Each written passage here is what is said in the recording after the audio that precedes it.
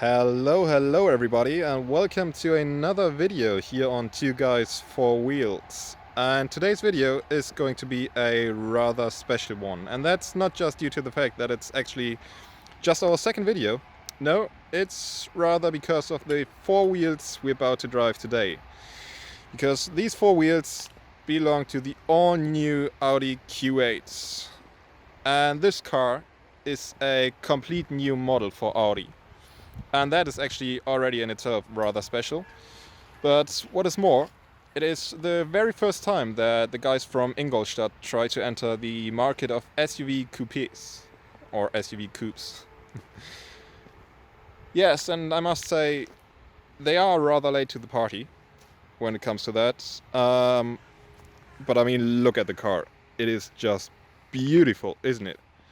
So I believe they do have quite a good chance of getting a piece of the cake for themselves. We do have the optional 22-inch alloys. They are massive. I don't know whether pictures do it justice, but trust me, these are actually huge. But they do look very, very good as well. From the back, these new line is, honestly, don't know what to say. I mean, it's not just sporty and aggressive, but also classy and stylish. So Audi has done a very, very good job here. Let me try to actually show you the indicators. So that's quite fancy as well, isn't it? Coming to the front, you guys see that it is actually quite a huge car. But from the front as well, I mean, look at it. If you have this thing showing up in your mirror, you immediately move out of the way. I mean, it looks aggressive and sporty and really has a great road presence. These aggressive new headlights, let me show you the indicators here as well. They are really stylish and fancy. I would have preferred the black grille, but that's just my personal opinion. So, all in all, I think this car really needs a car porn. So, let's spin into that one first. I'll be back afterwards.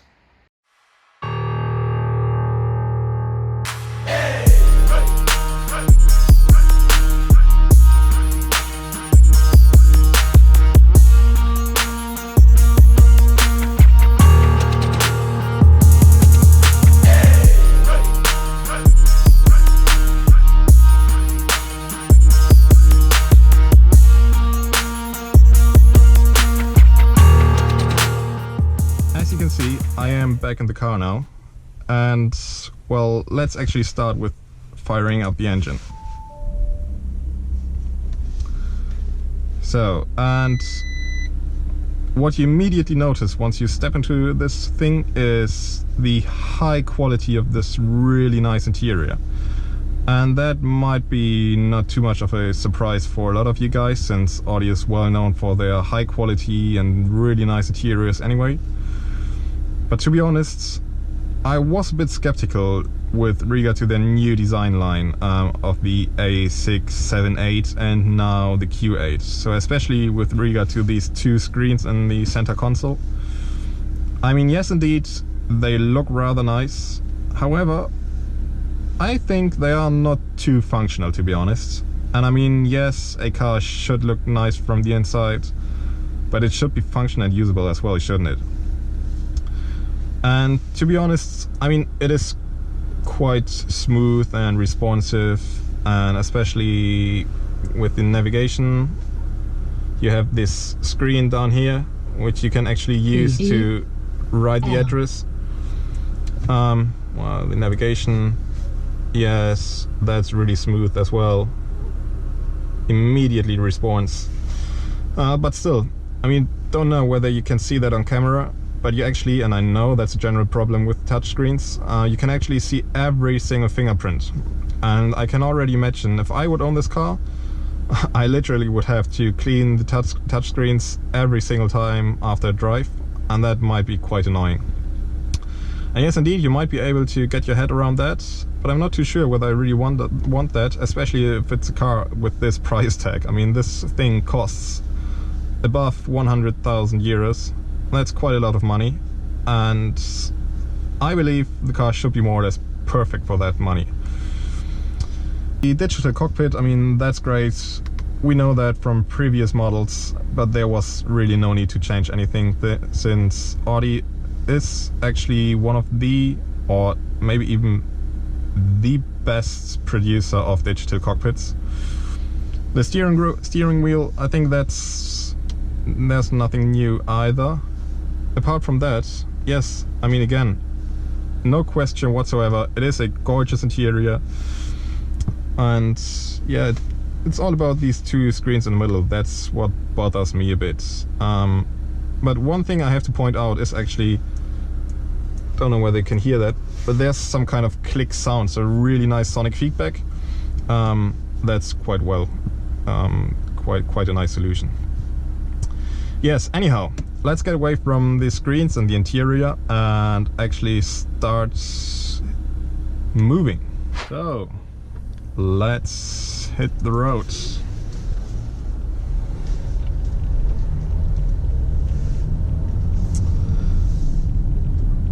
I mean, this car is really smooth in its ride. We've got the drive select down here. It's in dynamic at the moment. You can set it to comfort if you wish. And it's actually quite nice. It's a real nice daily driver, but put it back into dynamic and it becomes quite a nice Autobahn cruiser as well. I mean, you've got quite a good trunk, 600-ish liters minimum. Well, just a second, guys. So,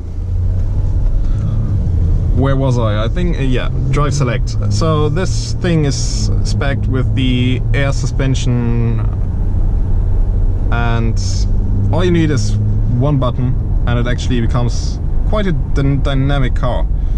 I mean, of course, it's not a sports car and probably not even a sports SUV, as some call the new Urus. Yeah, but still, I mean, it handles quite well, even in corners. And yes, you can, I mean, you've got loads of space in the back. I was actually sitting in the back earlier on. The driver's seat was adjusted to my height. And I'm 1.88 m, which is a bit more than 6 foot, I believe. And I really had plenty of space, even headroom. Even though this thing has these nice and stylish coupe lines, but it still offers quite a good space for people in the back. So anyhow, yes, you can put your dog in the trunk, wife on the next to you, and kids in the back, and you do have a family car. But throw them out of the car, and you can see it is actually quite dynamic and responsive. So this thing has the 290 horsepower 3-liter V6 TDI, and yes, again, it's not a sports car, but I think it's actually more or less enough for this one. Of course, if you want more, you have to go for the S or even RS Q8 model, but it's not too bad. Fuel consumptionists think the average is 10 liters, but we did have quite a dynamic ride, so you might be able to get it even lower down that.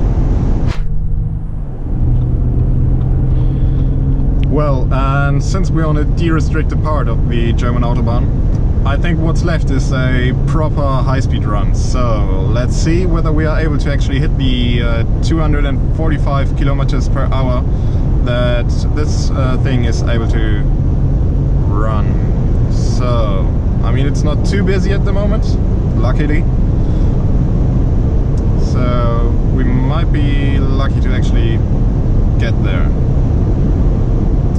This car has the 3-liter V6 TDI with 286 brake horsepower. So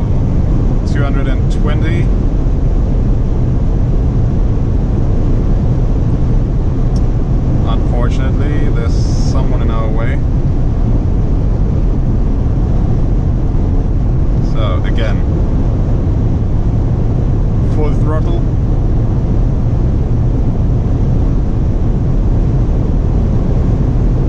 $210.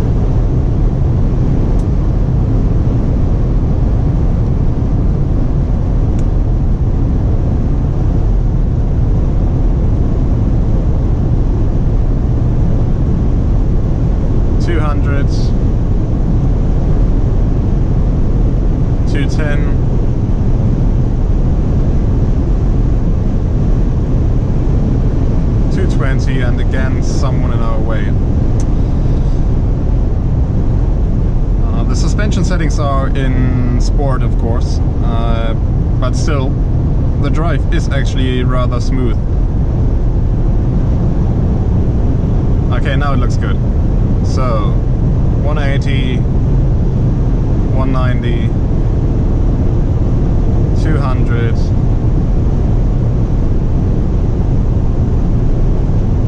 210,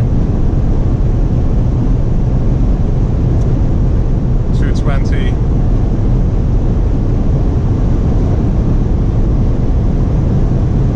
230,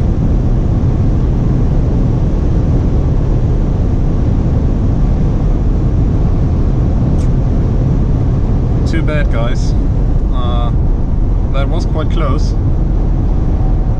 But still, I think we might be able to get one last chance.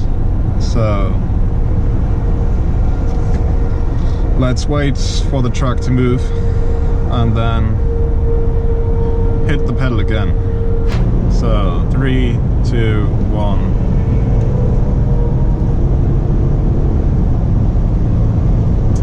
$160, $170, $180, $190, $200, $210. Come on, that's our very last shot at this. So 230, no.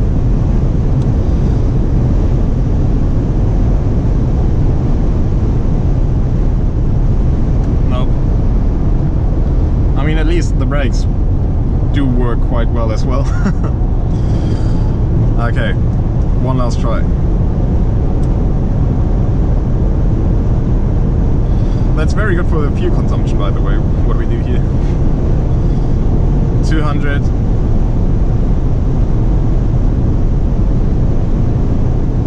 210. No, that doesn't look too promising in front of us. 220. 225, 230. Come on, guys. Oh, see brake lights already, so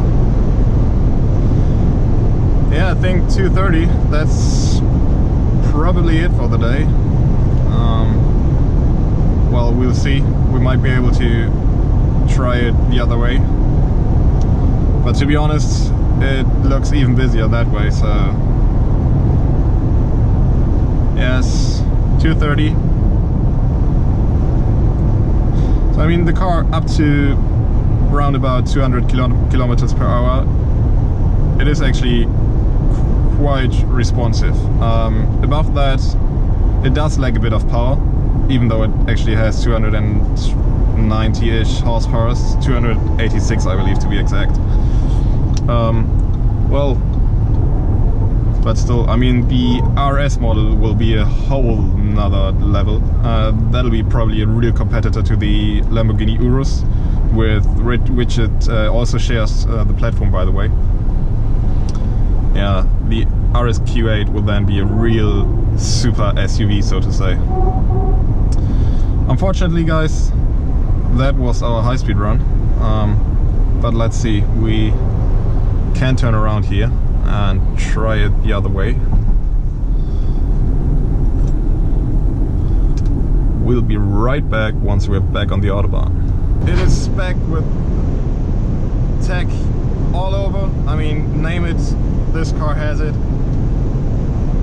Be with the night vision, the head-up display, which is turned off at the moment, so don't wonder about that. Lane assists, steering assists, all that stuff, but that's not too much of a surprise, is it? I mean, this thing is basically the sibling of the Audi A8, and Audi has pointed out several times now that this thing is actually the new head of the so-called Q family.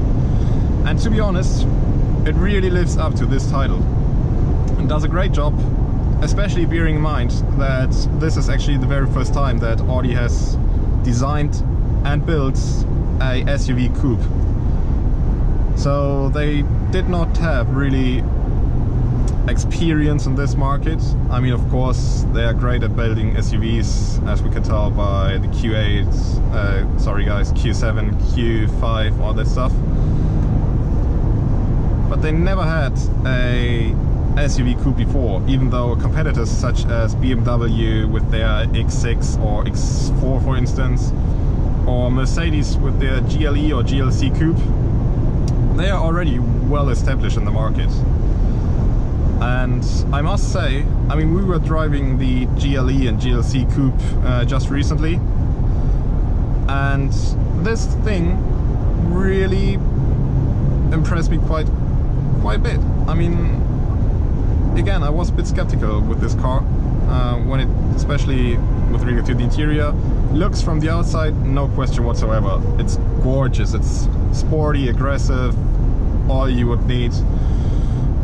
But yeah, even the driving is quite good as well. And that was another point I was a bit skeptical about, because this thing is huge actually.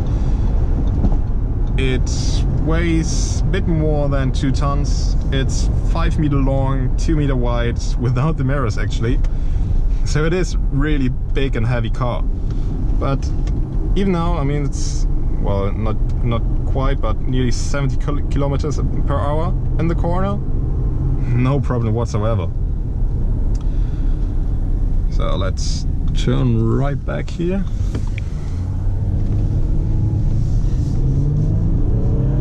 Go for a quick cruise around the landscape here. So the handling, as you can see, is really good. We are still in dynamic, which means that the air suspension this thing has lowers the car up to 9 centimeters. It can raise the car if you want, and increase the space between the car and the ground of up to 25 centimeters. So yeah, I mean, there's no one. When we look at it, it really is smooth and sporty and agile. So well done, Audi. 80 in the corner, no problem whatsoever. Hit the throttle again. I mean, it really is fun to drive, honestly guys, even though it's a big heavy car and much more of a SUV daily driver, but it really is sporty, so it's really fun to drive it actually. You've got the pedals as well if you want to put it into manual.